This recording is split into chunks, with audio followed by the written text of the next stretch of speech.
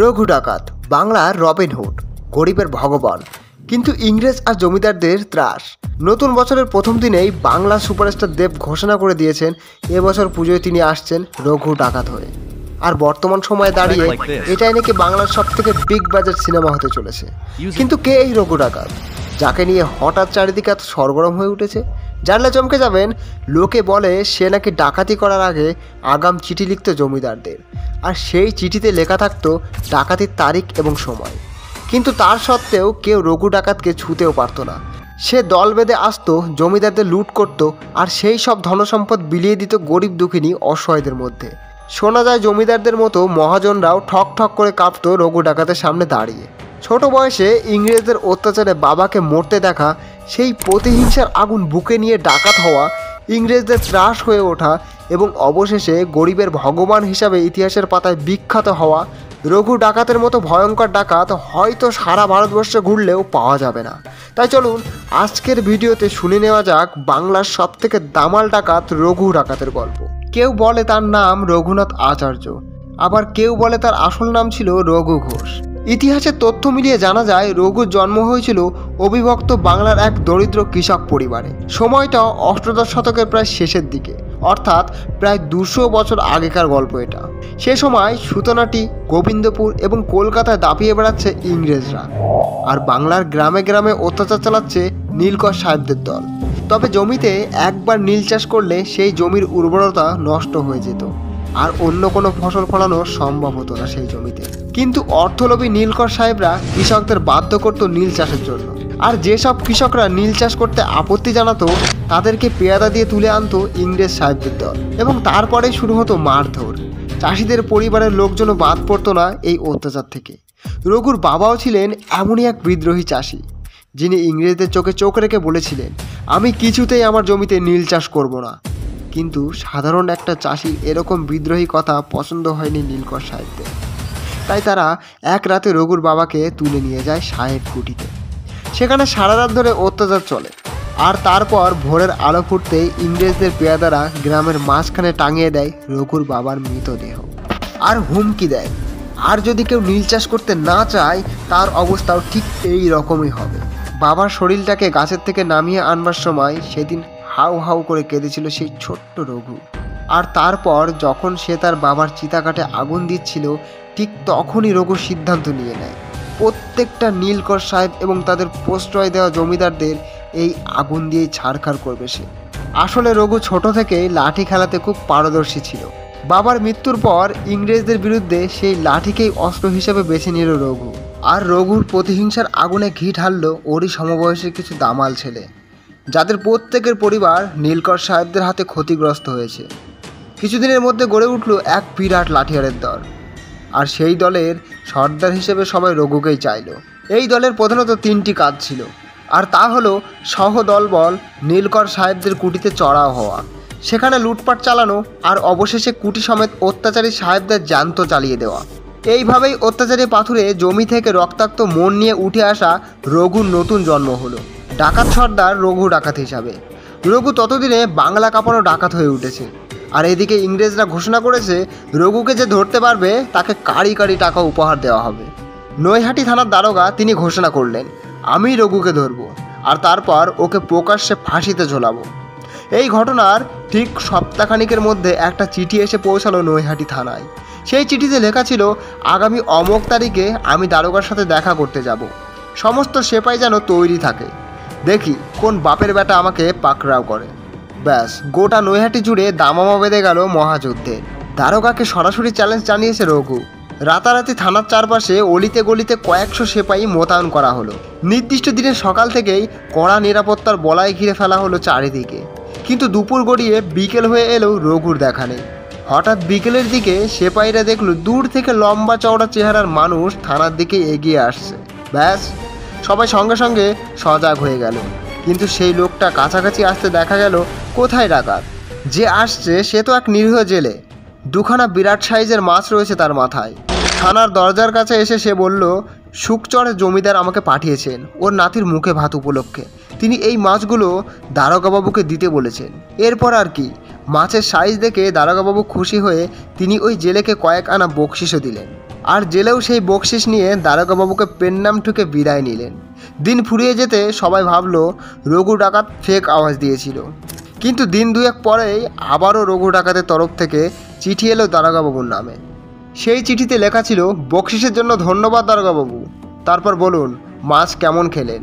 হ্যাঁ, ঠিক এভাবেই গোটা নৈহাটি ভর্তি পুলিশের সামনে দিয়ে মাথা উঁচু করে হেঁটে গিয়ে দারোগাবাবুকে বোকা বানিয়ে এসেছিলেন রঘু।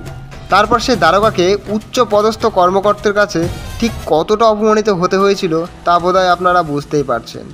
শুধু নীলকর সাহেবই নয়, ছোট বড় অত্যাচারী জমিদারদের কাছেও সাক্ষাৎ যমদূতের মতো ছিল রঘু ডাকাত। আসলে গরিব অসহায়দের উপর জোর জুলুম করা প্রত্যেকটা মানুষই ছিল রঘুর শত্রু।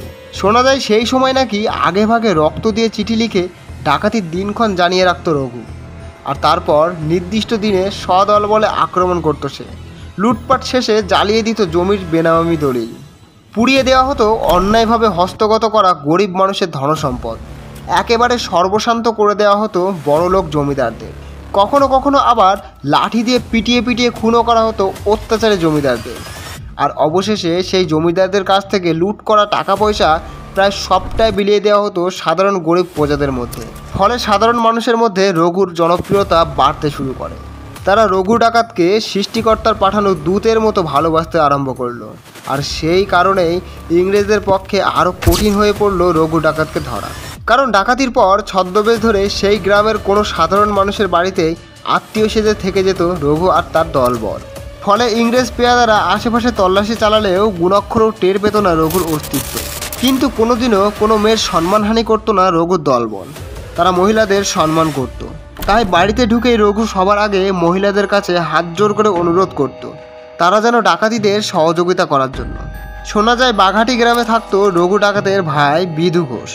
লোকে অবশ্যই এই বিধু ঘোষকে চিনত বুধো ডাকাত হিসাবে। এই রঘু আর বুধো ডাকাত দুজনেই ছিল ছদ্মবেশ ঘোড়ার ওস্তাদ। তারা দিনের বেলায় গ্রামের অন্যান্য লোকজনের মধ্যে খ্যাত মজুরি ছদ্মবেশে মিশে থাকত।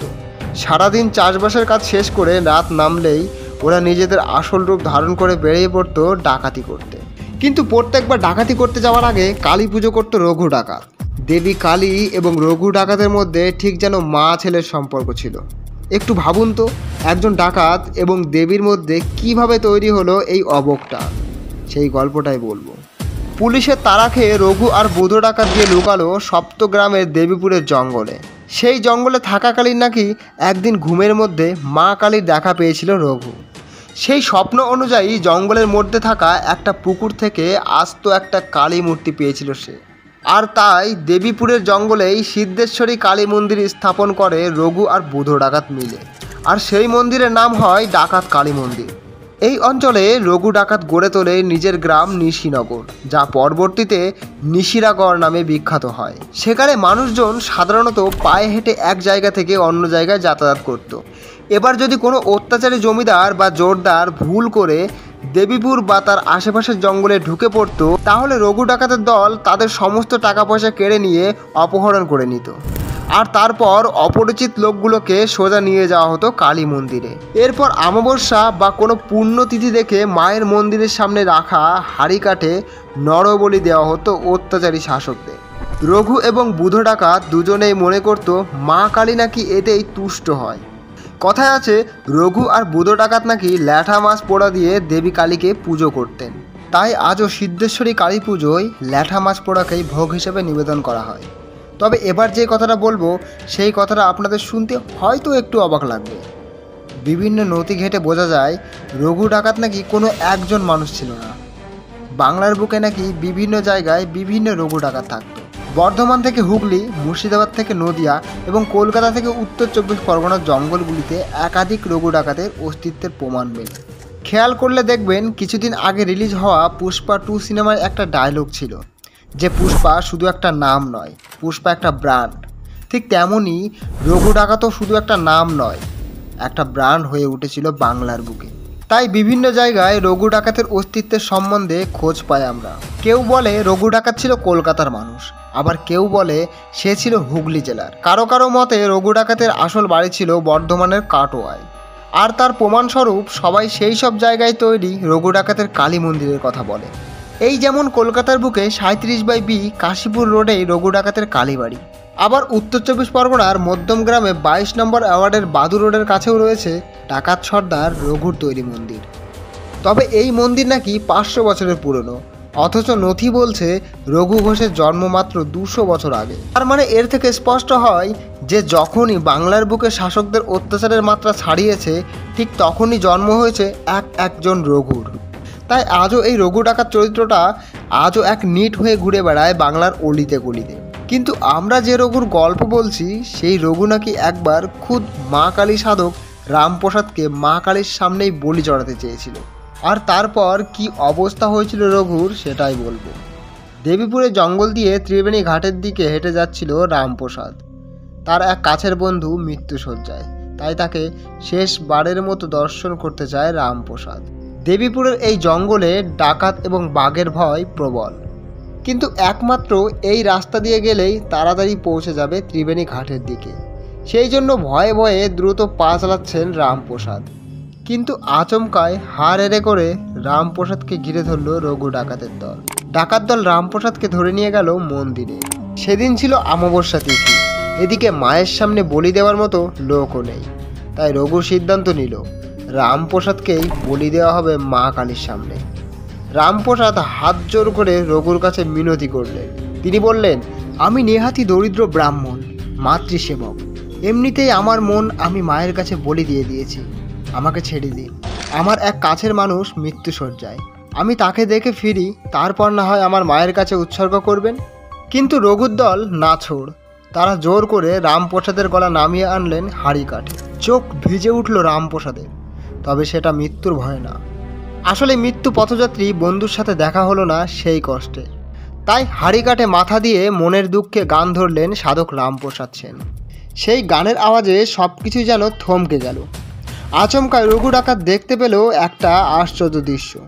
কোথায় রামপ্রসাদ? তার সামনে হাড়ি কাঠে মাথা দিয়ে রয়েছেন স্বয়ং দেবী কালী।